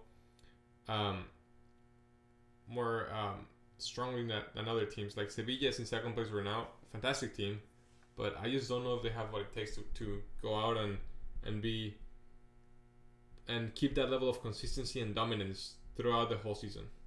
Yeah, and along with that, even at the start of the season where Sevilla were really challenging, I didn't see that as a real factor. I didn't really see them as a team that would really compete. It seemed more of a momentary thing for Sevilla. They seemed like a team that could compete in theory, but that wouldn't do so. And that's just kind of what occurs with teams that don't have as much depth, like the likes of Real Madrid and Barcelona, or even Atletico Madrid. I know they've had difficult moments lately, but at the same time, it's very interesting to see. I feel like a big factor will just be who they get in this off season. Both teams looking at great names. Whether Adama Traoré stays, that one seems like it will happen. Does the whole deal with Barcelona seem like a way to get past financial fair play rules? With Barcelona signing the deal with loan, and then the option to sign him next season, just in order to really create that space for budget that they did not have this year. And also signing players like Aubameyang, who lowered his wages. Players such as Depay, who also lowered his wages. And then buying Ferran, who is a great player with so much potential for the future, for around 50 million, which in today's day and age is quite a steal. It really shows Barcelona's intentions. So we'll see how well they do. And I think in 2 or 3 years, if every player in this Barcelona side reaches their potential, they could be challenging for everything once again, maybe even sooner. I definitely agree, and I think we're going to start seeing flashes of that this next upcoming season, as we have seen throughout the second half of the season, of a team more apt to challenge, a team that's going back to their winning ways, and although they struggle a little bit here and there, they're still a team that, has proven to be strong under Xavi as the new manager. Yeah, we see right there a tackle over, it seemed to be Gavi. Referee calls the foul. And so far into this game, it's really been all Barcelona. The second half has been a bit more calm, a bit easier for them. And overall, it just seemed like a game where Barcelona didn't want to risk much. They're just playing it very calmly, very cool, calm, and collected. And you can't blame Barcelona for that. It really just makes sense for them. If they did anything different, they would risk their 3-0 lead. And why not, apart from winning by such a large margin, go home with a clean sheet and the boost of confidence that this result is going to give? Yeah, which is going to be important for that next matchup against Galatasaray. But talking about the Europa League, who do you think has the biggest chance of actually going through and winning the whole thing? I think you have to look at Barcelona as one of the favorites They are becoming so much better lately and just improving so much. So that really begs for them to be taken as fierce competitors. I think you also have to look at teams such as Atalanta that have had so much experience lately in the Champions League. Even Betis have played really well. Yeah, they lost at home against Frankfurt, but I think they could turn that around. They are challenging for the Copa del Rey. They have played really well under Pellegrini. So they have to be seen as fierce competitors. And then there's also teams such as Leipzig, who are very good teams, very successful. Uh, My God, what a save! and another opportunity right there. Stops the ball. What a goal. Incredible stuff right there. And who's that? Ricky Puig. Ricky Puig coming in and just showing his creativity after a wonderful save by Herrera. Just manages to stop the ball, goes past the keeper, and then sees a defender and curls the ball around to the back post in order to keep it away from anyone. Ricky Puig, who did not get all the chances he deserved. Ricky Puig, who's known for being a talented player, a player from La Masia, a player who wants to play for Barcelona, and the young Barcelona kid just able to get that ball after the great save from Herrera, get past him, get past the defender, and slot it into the back of the net. Instant substitution. We see the great pass there from Dembele. The shot being taken. Very, very good shot. And then Ricky Puig running after his own shot was saved. And then the defender gets in the way, gets an extra touch, and past the defender. What a beautiful goal there from Ricky Puig. I mean, super hungry for that goal. The only player who ran after the ball, and you can see Ferran there begging for the ball, wanted his hat trick. A little disappointed after not getting it, but you can't complain when a player like Puig does that kind of thing. He takes a shot, a really nice shot, that forces a save, and then chases the ball, gets past the keeper in a Mbappe-like fashion, like we saw it against Courtois in that fixture that ended up being offside, but still amazing from Mbappe. And just manages to put the ball into the back of the net with only one defender inside. Amazing from Puig, amazing from Barcelona, and really nice from Dembele to, still being involved in Barcelona's creative goal-scoring opportunities. As we see a offside goal from Osasuna, the ball is in the back of the net, but the goal will not count. Yeah, and it's crazy to see Osasuna finally having something. Wait, I think that's onside. Yeah, that looks onside. We'll see if the next pass is the one that they called. I think that was a really bad call from the referees. But I don't know why they called it. They called it before the I don't know why they called it when they called it, because usually when it's a close call, you see them wait out to see if it's a goal or not, so it doesn't get interrupted. And if it's not offside, then it can be given as a goal. But I think that was just a bad decision from the referees. Yeah, and with those sorts of plays, I think they should have just let it run. I don't think Osasuna would have scored had the play kept on going, but in fine margins, especially as the leagues are winding down, Osasuna aren't necessarily in a bad position. They're in 11th. But let's say they were Granada or Cádiz or Mallorca, who are challenging to stay in the league. A goal or two could mean the difference. Oh my God. Amazing pass that is not called offside. And then Memphis Depay not able to put the ball down, trying to head it over the keeper. That's onside. That's a great way. Amazingly weighted pass from Dani Alves, who, I mean, we've seen that a few times so far this not only this season, but just tonight. He's managed to get some, like, those passes in behind the defense, catching those runs from his teammates, and that was a perfect pass. Memphis Depay unlucky not to be able to do much more with that perfect pass from Dani Alves. Yeah. We see the ball from Barcelona. Opportunity for them to create another play. That's clearly offside from Memphis Depay. Very late time pass from Dembele, and as we see Braithwaite and Oscar Mingueza ready to come on in the 79th minute of the game. Ferran Torres will be the person leaving the field for being substituted out for Braithwaite, and we see Mingueza also coming into the field for Jordi Alba.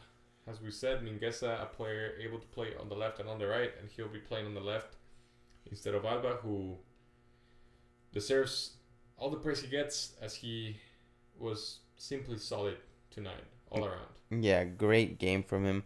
Wasn't asked too much defensively, but offensively, he did very, very well today. I mean, guess that first touch on the ball. Easy pass. That's what you want to do as coming in your first touch. You always want it to be a successful first touch, successful first pass to, set the tone for the rest of your game. Definitely, it's always helpful. Start off the game strong, and yeah, you're just getting 10 minutes, but it's always helpful, especially to maintain form, getting that actual experience, because it's way different to actually be playing the game than to just be in training.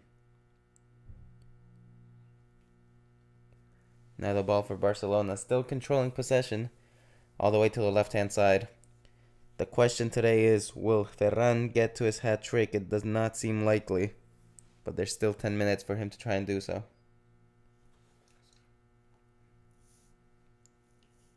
Osasuna on the attack, hoping to get at least 1 or 2 more goals, but doesn't seem likely, as Barcelona have been solid defensively all around tonight. Yeah, and the way Barcelona run back to defend, it really shows their high level and high intensity that they're playing with. A lot of the time with Koeman, it seemed like they just wouldn't track back. It seemed like defensively they would just be stuck. And there you saw them winning 4-0, still rushing back to defend, which says a lot about how the team is carrying themselves and how they're playing. I mean, I feel like they understand that they have to do that, not only because, they care about the team and the result, and every goal against matters, because there's still about 10 games, or for Barcelona, 11 games to be played so far this season. And that's not, that's 1/3 of the games, almost. Yeah. So it's not like the season's over. I mean, Madrid, after this result, Madrid, sure, they're 12 points ahead. But the pressure's on Madrid now to keep on that winning, their winning ways. And if they slip up, Barcelona has to be there. Or even Sevilla, they have to be there. That's their job, to be there to take advantage of Madrid's slip-ups if and when they happen. So it's important. Every goal is important because you never know when goal difference is going to matter. Yeah, and we're going to see a very important fixture in terms of that next weekend. Real Madrid against Barcelona, El Clásico being played at 1 p.m. on Sunday. I wonder how that's going to go. Yeah, 3 important games for Barcelona: Galatasaray, Madrid, and then Sevilla. The top 2 teams on the table. Personally, it depends because it's still a week from now and a lot of things can happen. But considering both teams' form, I'd say either it's going to be a tie or Madrid's going to take it. What do you think? Yeah, I think just as much as Barcelona's playing really well, depending on how Madrid do against Mallorca, it might affect them. There's still a lot to happen. But it would be very difficult for Barcelona to really get a result against a Real Madrid team riding that high from beating PSG, just coming back the way they did. And Real Madrid are a team that likes showing up in the big games. Yeah, they might struggle against Mallorca tomorrow, but I think it's likelier for them to slip up tomorrow than it is for them to slip up against Barcelona. Barcelona wins, it's almost certainly due to their own merit, whereas typically when Madrid struggles against smaller teams, it's just due to their lack of quality that day. And statistically speaking, looking at the last 5 matches, Real Madrid have taken all of them. The one in the Super Cup, and then apart from that, 4 in the Liga. The last time Barcelona won was in March of 2019, so about 3 years ago. Great header. Opportunity goes begging, and another great chance being created. That looked like a scorpion kick from Memphis Depay. Yeah. From an angle, it looked like a header. No, it wasn't. It was a great scorpion kick. Had he kicked it maybe a bit harder, and now with the side of his boot, it could have been a great goal. Yeah. Giroud-esque. Giroud-esque, exactly. But yeah, going back to the Clásico, I think it's going to be difficult for Barcelona, especially considering that it's going to take place at the Santiago Bernabéu Stadium in Madrid. A very hostile environment for Barcelona.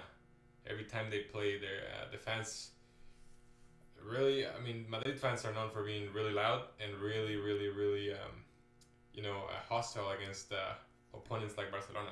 Yeah. So definitely gonna take a little bit of the players to tune that out and just focus on the game. And to put into perspective how impressive it would be were Xavi able to get the result. The last time Barcelona won against Real Madrid was on March 2nd, 2019 in the Santiago Bernabeu. That day, Real Madrid had 17 shots, only 3 on target. Barcelona had 9 shots, 4 on target. The managers for each team were Solari for Real Madrid and Valverde for Barcelona. And if you look at the lineups, for Barcelona it has changed, maybe not as much as for Real Madrid, but it was Luis Suarez, Messi, and Dembele on the offense, 2 of those gone. Midfield it was Rakitic, Artur, and Busquets, 2 of them gone. And then on defense it was Jordi Alba, Lenglet, Piqué, and Sergi Roberto. All of those still at the club. However, Sergi Roberto no longer showing up quite as much as he used to, and Lenglet even losing his spot to Eric Garcia this season. Along with that, Ter Stegen was the goalkeeper. And when you look at the bench, Vidal was there. Coutinho came in as a sub. Semedo also came in from the bench. They had Silesen on the bench. Umtiti was on the bench, and actually a viable option. Carles Alenya and Malcolm were also in the team. I mean, definitely, it's a completely different team, and I think it's a really nice side because most of these players are young players. Yeah. And a lot of them come from La Masia, which you didn't see for a while. Yeah. So it's good to see that Barcelona are able to change that and still like manage to, succeed. Yeah. Maybe not as much as it used to because it's still a team developing, but I consider it success when you get these players that are young and they still have a lot of potential, and you manage to use them right, like Xavi has done. Yeah. And that's what I'm saying. Like, so long ago. It feels like ages ago. It's only been 3 years, but just looking at those lineups. And if you look at Real Madrid's, it's also changed incredibly. On defense, it was Carvajal, Varane, Ramos, and Reguilon. 3 of them gone. Modric, Casemiro, and Kroos all at the team. And Bale, Benzema, and Vinicius on the offensive. At that time, all 3 of them being heavily criticized. Now only 2 of those being loved by the fans. Bale leaving the club without glory. Did a lot for them, but the expectations at Real Madrid are always so high, so difficult to reach, and for what he was signed, it became even more difficult. But just looking at those teams, it's just insane to see how much has changed in just a couple of years. I mean, yeah, most definitely. I think both teams have done an amazing job of adapting to the loss of Cristiano Ronaldo and Lionel Messi. It took a little bit of time, but it's never It's never easy to, get rid of a player of that stature that can bring you 40 plus goals every season. Yeah. And Karim Benzema has managed to step up. Vinicius has managed to step up, especially this season, where his expected goals are really low considering and compared to his actual scored goals. It's really impressive to see Vinicius that he's not only scoring consistently, but he's also scoring goals that you wouldn't expect him to score. I mean, he's got 11 expected goals out of 13, which is not too high, but it's higher than last season where he only had 3 goals the entire season. Yeah. 10 goals is quite a lot. Especially just looking at it in terms of progression. If you look at it, that's like a 400% growth. Yeah, well, exactly. a growth of 300%, but 400% the amount he used to have. And also, a facet of his game that's very, very often just ignored is his assisting. He has 6 assists so far, and his chance creation with an average rating of 7.9 throughout La Liga. And that's without including Champions League, where he's also been pretty successful. Copa del Rey didn't do too well this year. That was the competition where he struggled most. But he's only 21. Yeah. And the Champions League, in his 8 games, he scored twice and given 4 assists. Amazing from the young Brazilian. Yeah, and we'll see, because they're just such different teams, and there's always just that moment when things just click for a team, and it could just be against each other. Maybe Real Madrid has a day off, maybe Barcelona has a great game, or maybe both teams have a great game. You never know what can happen, but it's surely to be a wonderful game. Last time around in the Super Cup, it was the first good Clásico in years, because even that 1-0 was was a bit of a letdown. Then the tie that they had, the 0-0 tie, I believe, was a very, very bad game. And since then, Clásicos have been a bit dry. The one where Kun Agüero scores his final goal was a bit better. It was showing improvement from both teams. And then finally, the one in the Super Cup with Xavi, it really had Barcelona back up to their regular level. And Real Madrid, not playing at their best that day, but still playing at a really high level, being able to get the result, but with difficulty, and it really showed that Barcelona was back to challenge them. Definitely, and that just makes me excited for next season and to see that rivalry between Barcelona and Real Madrid take off once again. Yeah, yeah. I think that rivalry will be more alive than it's been in the past few years, and that's incredible to think that it's livening up these few years when it was dying while Messi was still in Barcelona. And that's not to say it was his fault. It had to do with the managers, the bad board decisions that Barcelona undertook, and with Real Madrid's loss of Cristiano Ronaldo. But having that rivalry reignite the exact same season where he leaves is something incredible to see. Just the fact that these teams can survive without those stars. I think it also like leaving Messi. It was bad for the team because where can you get a player like Messi? But also it was good because it relieved a lot of pressure. Yeah. Because people were like, okay, wait, you have the best player in the world. Why are you not winning titles?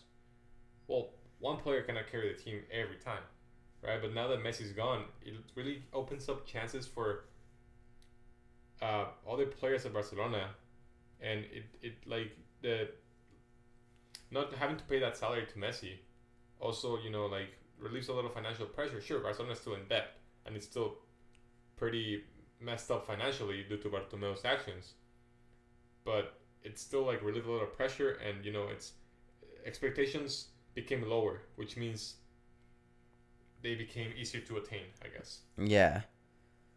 That is definitely correct. And now we see Barcelona trying to kill the game. 1 minute left. Dembele on the right hand side sends in a pass. Not a good one. One of his first few bad passes this game. He hasn't had many. I was going to say, every time he's been on the ball, he's managed to find a teammate pretty easily. Or he's managed to get past one or two players. But that's the first time we really see possession given away from Dembele this game. Yeah. And in the topic of El Clasico, what changes do you think we'll see? I think we might see Araujo starting over Garcia. Oh, you mean in the lineup? Yeah, in the lineup. Yeah, I think probably Adama Traoré. Actually, no, I would have said before this game that Adama Traoré would have started instead of Dembele, but after this performance... I think the front three will stay the same. I think Xavi is not going to change the front three. All three getting involved in the scoreboard tonight. Aubameyang with a goal, Ferran with 2 goals, and Dembele with 2 assists. And, I think Gavi's probably going to be dropped for Frankie de Jong, if not Busquets. Yeah. But apart from that, maybe Dani Alves will come out for Mingueza. Or actually, no, I think Dani Alves will stay. He's really impactful. I would say because he's on the same side as Vinicius, so it might be a little difficult for him to keep up. Yeah. Due to his age. Maybe Dest then. Maybe Dest would be a good shout. But it'll be interesting to see how both teams adapt to each other. As the referee blows his final whistle, Barcelona playing like this was an exhibition match, just truly exhausting any sort of energy and talent that Osasuna had. 13 minutes in, Ferran Torres scored a penalty that just opened up the game for him to score another one before we saw 2 wonderful goals. The third one coming from the man himself, Aubameyang, and then finally Riqui Puig coming in as a sub and utilizing his individual talent to cement the victory that Barcelona not only deserved but got. What a great game we saw today from Barcelona. Yeah, every player in the field putting up a performance as you would expect from their quality. I don't think anyone had a bad game in that Barcelona side.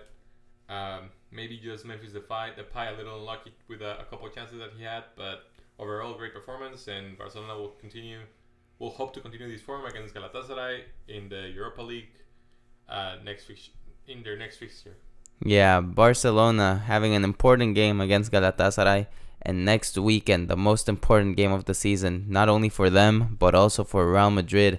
As much as they might play a final or anything, the most important one for their fans is El Clásico. So we're going to see a wonderful one this upcoming weekend. We've seen a great Real Madrid side, and thankfully for both Real Madrid and Barcelona, a great Barcelona side that's showing the quality that Xavi has brought back to the team. Definitely. Thank you for joining us.